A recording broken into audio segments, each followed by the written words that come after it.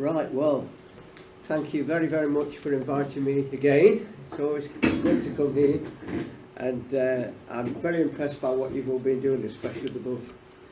Now, this particular talk, this is one which I know might cause a little bit of controversy, but I will try and give you the talk right down the middle, right? People obviously have sort of different views on this topic, which I will refer to. But I respect everyone who has different opinions. Let me just say that. Now, can all of you hear me, by the way? Yes. And yeah. I mean, I've said this before, I think. I used to be a teacher, and I spent 30 years of my career working up in Rugeley, just up the road. And I used to do loads and loads of assemblies. So if you like, I'll try and pretend it's an assembly and throw me. Right, now, see there the title. I'm concentrating on mid-Staffordshire. And that's for a very good reason, as you'll see. Now, those two symbols are quite important, and I'm sure you all know what, well, most of you know what they are. They are the red rose, which was the rose of the Lancastrians, who are on one side, if you like, and the white rose, which was the Yorkist rose.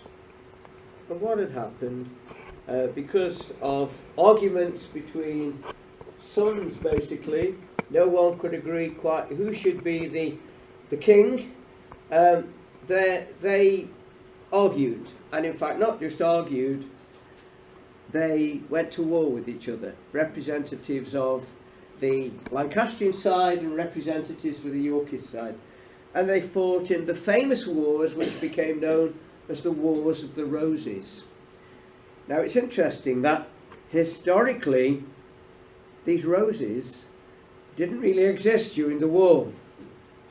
They were first referred to and first used as such really in 1486. And we know that the first historical reference to these roses comes from an unknown writer based at the Abbey of Crowland. And he wrote in the year 1485, on the 22nd of August, the tusks of the boar, that's Richard III, one of the key people in this story, were blunted, and the red rose, represented by Henry Tudor, the avenger of the white Yorkists, now shines upon us. The person in question was being sort of diplomatic, you know, and didn't really want to, since Henry was now the king, didn't want to cause any friction. But that's the first time that this was referred to. Now, of course, in the famous story, in the famous events of 1485, two people dominated. And one of them, of course, was this gentleman, Richard III, who was a representative of the Yorkists and who was King of England in 1485. Now, many people see him as the villain, but I want to look at it historically and try and sort of balance the arguments, if you like. Now, it's interesting that a lot was unknown about him until a few years ago. It's now coming up to, well, it's 13 years, definitely. December 2012, a very determined lady called Philippa Langley. She was a member of the Richard III Society, and she'd been interested for a long, long time in where Richard's body had been buried. We'd been told that they'd been buried in Leicester, underneath the church of Greyfriars Priory, which no longer existed. But she'd done loads of research, and she was convinced she'd found out where the priory was and where the burial area was. And in fact, where it was situated in December 2012, she believed, and she was right, she believed it was beneath a car park. A car park, and it's really interesting. No one can explain this whatsoever, but she was obsessed. And in particular, she became obsessed with one position on the car park, where there was a yellow letter R inscribed. Now that was for reserved, but she became convinced that's where Richard was. And after putting a lot of pressure on, she was able to get permission with others to start digging down, and they found a skeleton. They found a skeleton which, first of all, no one knew for certain was Richard, but after they'd done some research, they were able to prove it was. And this skeleton was interesting in many, many ways, because obviously the person in question had died quite a hideous death. He died in battle, and he had 6 wounds inflicted on his body. And it's quite clear that sharp-bladed weapons had been used against him. Without going into too much detail, a lot of his skull had been hacked out, and that was what probably killed him. But he also had suffered blows to the back and to the side. Now, what was very, very interesting was the fact that when people examined the skeleton further, they found that the gentleman in question had been suffering from a medical problem, a medical disease, if you like, called scoliosis. They were able to show that the gentleman in question had a right shoulder that was raised higher than his left shoulder. Now, of course, in Shakespeare's plays in particular, Richard III is shown as a crookback, someone who is sort of hardly human. Now, this skeleton showed that the person in question did suffer from scoliosis, and he would have had problems walking with a straight back. His back would have been a sort of C shape. But they were then able to carry out further research. They got permission. They took DNA, and they then appealed to people who might be related to Richard, and they found a relative. They found a long lost relative called Michael Ibsen, who was Richard III's 17th great nephew. And when they carried out the DNA tests, they compared it with DNA from from Michael Ibsen, and they found that there was a match. And so they were convinced it was Richard III, the skeleton which had been found thanks to the determined efforts of Philippa Langley. Now, Richard, of course, as we said, was the king in 1485, when matters came to a head between the Yorkists and the Lancastrians. And we know that Richard fought and lost his life not too far away from here, over in Leicestershire, at the Battle of Bosworth Field. Now, I taught lots of different groups in different schools, and when I was actually teaching in Stafford, I did actually take sixth formers. Fairly regularly, we were doing an A-level course, which was sort of all about the Tudors and how they came to power and what happened after. And I used to take these students, these sixth formers, to Bosworth Field, and used to show them all the sights. One thing which they were always very interested in at Bosworth Field was this. I'm sure many of you will have seen it. If not, and I get no money for saying this, it's well worth going there. This is called King Dick's Well. And this apparently is the well which Richard, the tradition is that Richard, he didn't do it, someone did it for him, but water was extracted from this well on the morning of the battle, and Richard drank from it, according to tradition. Now, guides who've sort of, spoken to me, and the pupils when I used to take them, reckoned that the water would be totally undrinkable today. But then apparently it was the water that Richard sampled before the battle, and the well is quite famous. Now, when we used to go to the battlefield, I sort of planned it in advance. We used to stop off at different sites, but we took advantage of the fact that there's a railway line called the Battlefield Railway that runs along the sort of front of the battle and stops at different locations where key events took place. And we used to go on this. I think the pupils enjoyed this more than going around the battlefield. But we stopped off at the different sites and, you know, looked at everything. And then when they got back, they wrote it all up as part of their coursework. Well, that's Bosworth Field, which I'll refer to again a bit later. Now, two people in the story, of course. Richard III, king in 1485, but also this gentleman, Henry Tudor. Now, it's interesting, this picture, this portrait, we know that Henry Tudor was the very first monarch to sit for a portrait. And this was it. And it showed him quite well, we think. He had fairly distinctive features. One thing which stood out apparently was his quite long nose, which was something which had been passed down, and was passed down through the family. And we know that he fought against Richard in 1485, but, if you like, he didn't have much royal blood in his veins. Many people say he didn't have any great claim to the throne of England because of that. He did have some royal blood, a trickle if you like.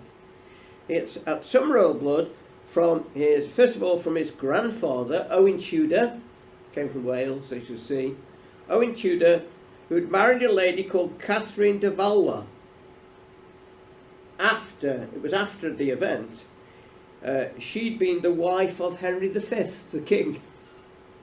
He married her later.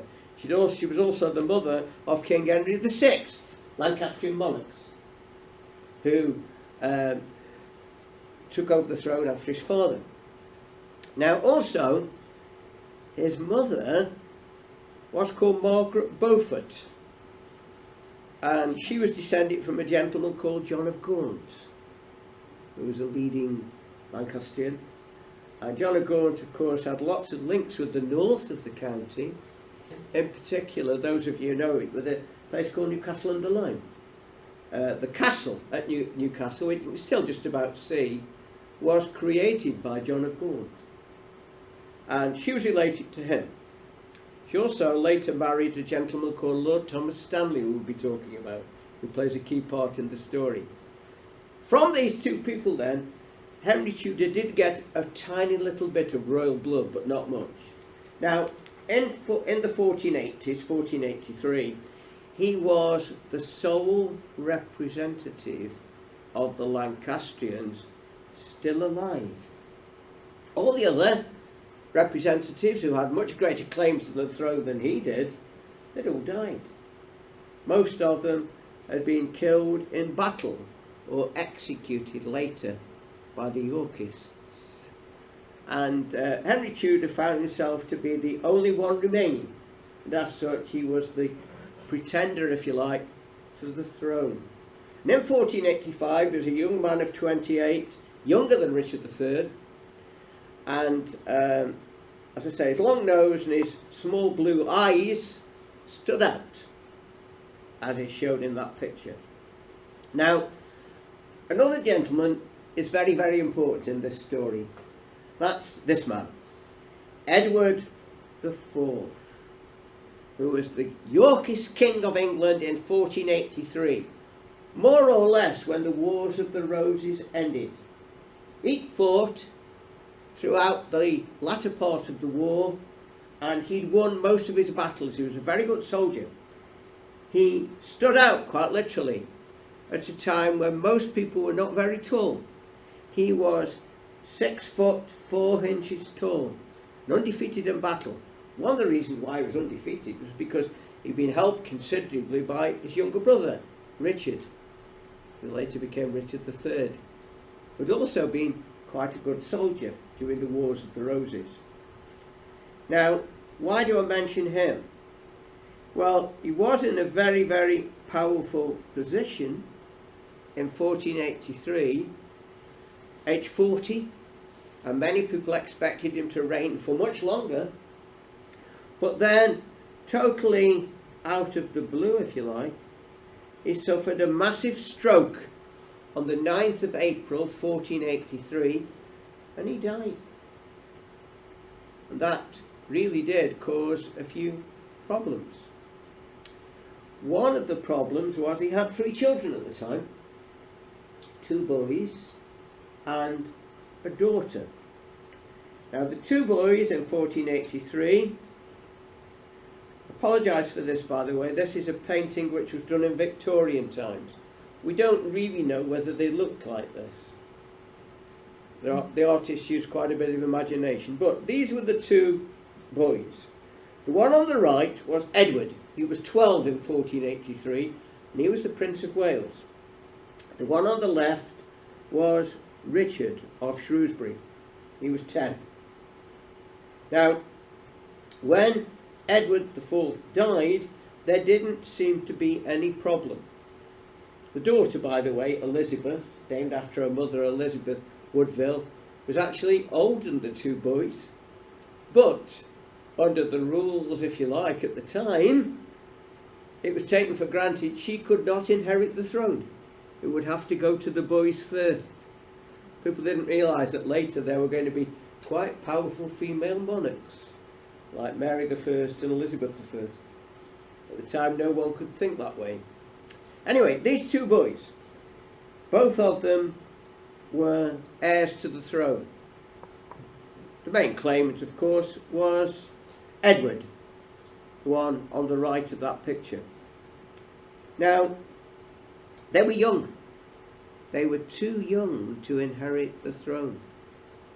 And if you like, Edward IV, I don't think he'd planned for it, but there was a contingency there, just in case this happened. He had the situation under kind of control. What Edward IV had done in his will, he had stated that he wanted his trusted brother, Richard of Gloucester, later became Richard III, he wanted his trusted brother, Richard, to act as the guardian of these 2 boys. And in particular, he wanted him to be the protector of the realm, to defend the kingdom until Edward in particular was able to be crowned king, to be crowned Edward V. So Richard took this role on and became officially the protector of the realm. Now we know that Richard at the time was quite close to another gentleman. This gentleman was called Henry Stafford, Duke of Buckingham. He had quite a few roles, Henry Stafford, but one of his key roles was to be custodian of the Tower of London. Now the Tower of London, which I bet you've all seen, haven't you? Been round perhaps. The Tower of London at the time, on the River Thames, was an interesting place. It had several functions. It served as a palace. 2/3 of it was a palace.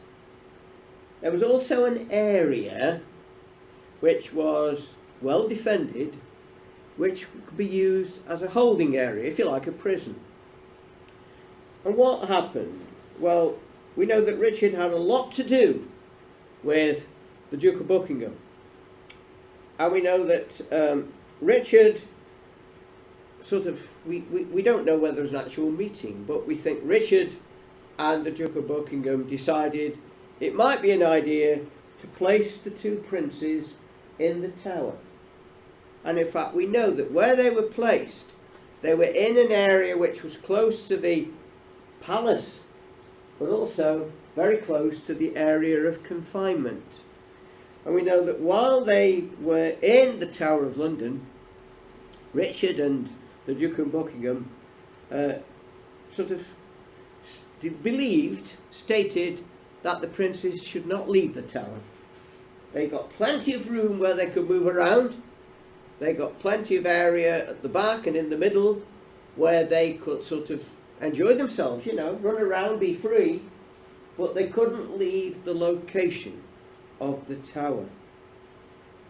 Now, we know that Richard also began to deal with the relatives of Edward IV's wife, Elizabeth Woodville.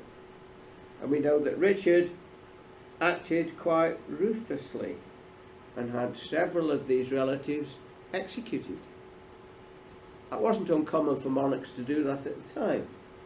It was a way of protecting your position. But we know that he did this. We know that then something else happened. He became quite popular with Parliament. Parliament were keen on what he was doing as protector of the realm. And we know that then something really interesting happened. While the two princes were being confined in the Tower, we know that a lady appeared on the scene who came from not very far away, a lady called Eleanor, excuse me, sorry, Eleanor Butler, that was her name at the time, and she appeared on the scene and eventually she gave evidence to Parliament.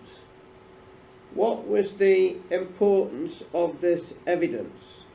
Well, before she'd been called Eleanor Butler, she was called Eleanor Talbot, and she was the daughter of John Talbot, Earl of Shrewsbury, quite a powerful gentleman in the realm at the time.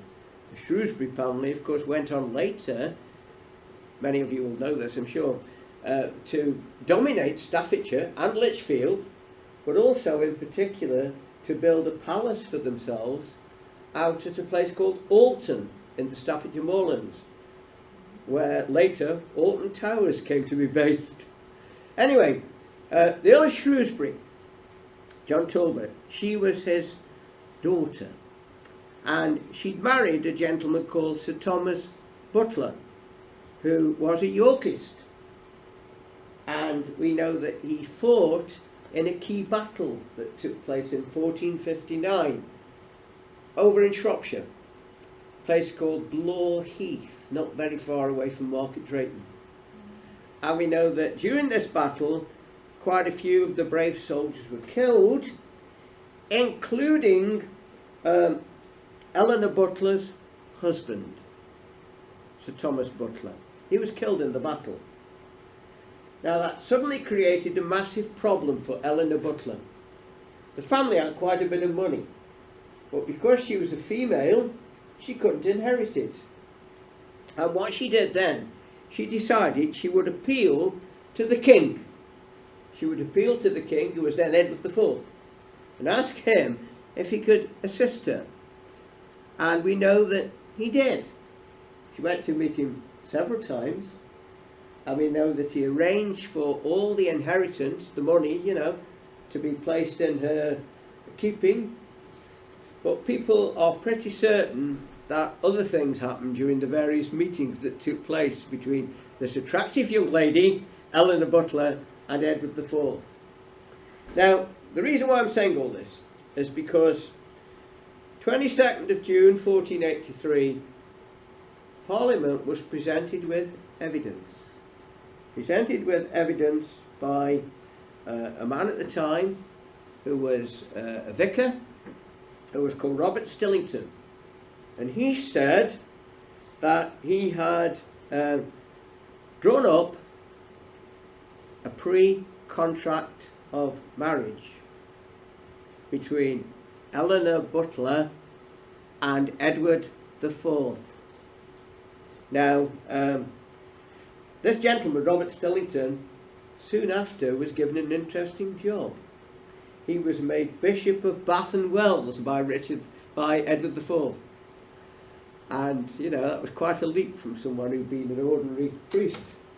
Anyway, what happened? Well, Parliament was very interested.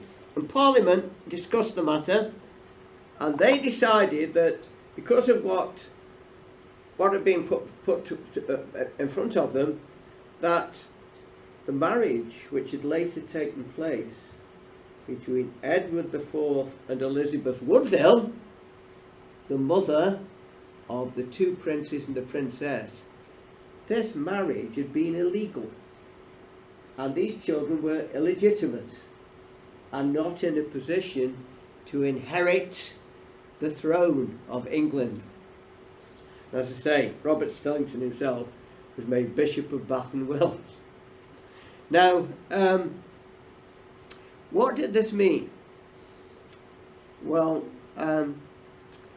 Parliament decided that the two princes could not become kings of England, and that the throne should be passed to their uncle Richard, who soon after, on the 6th of July 1483, was crowned King of England on the basis of this illegitimacy. Right? So, pretty important.